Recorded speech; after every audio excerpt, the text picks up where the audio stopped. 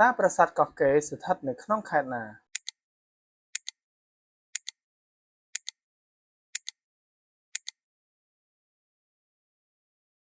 ចម្លើយដែលត្រឹមត្រូវគឺចម្លើយកព្រះវិហារ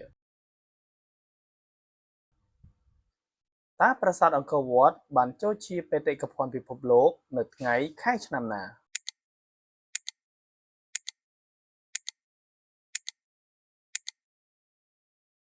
ចម្លើយដែលត្រឹមត្រូវគឺចម្លើយក14ធ្នូ1992តើព្រះមហេសីទី1របស់ព្រះបាទជ័យវរ្ម័នទី7ព្រះនាមអ្វី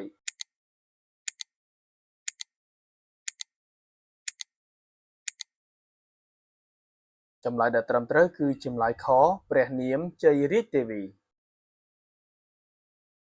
តើល្បែងទាញព្រ័ត្របានចុះបញ្ជីបេតិកភណ្ឌនៅថ្ងៃខែឆ្នាំណា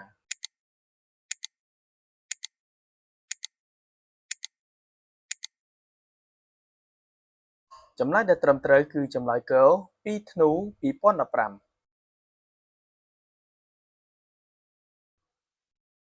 តើចាប៉ីដងវែងបានចុះបញ្ជីបេតិកភណ្ឌនៅថ្ងៃខែឆ្នាំណា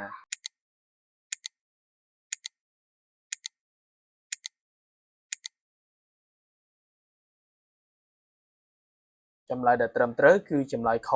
30វិច្ឆិកា2016តើភ្នំស្រីមានកាំជណ្ដើរប៉ុន្មានកាំ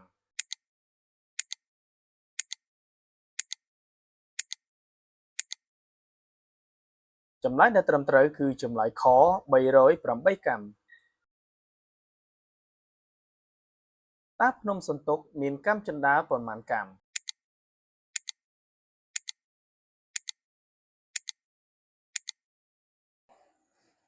ចម្លើយដែលត្រឹមត្រូវគឺចម្លើយខ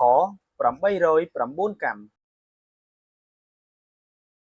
តើប្រាសាទព្រះវិហារបានចូលជាសម្បត្តិបេតិកភណ្ឌពិភពលោកនៅថ្ងៃខែឆ្នាំណា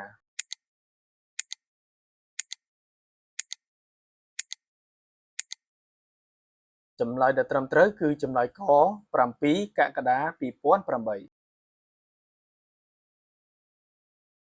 តើប្រាសាទព្រះវិហារត្រូវបានកសាងនៅគ្រិស្តសករាជប៉ុន្មាន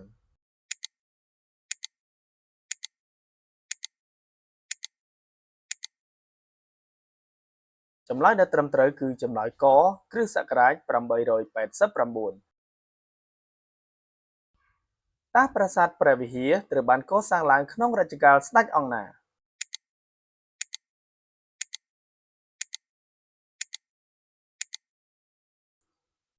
ចម្លើយដែលត្រឹមត្រូវគឺចម្លើយកព្រះបាទសូរ្យវរ្ម័នទី1អរគុណសម្រាប់ការតាមដានទស្សនាជួយ Like និង Subscribe ដើម្បីបានវីដេអូថ្មីបន្ថែមទៀត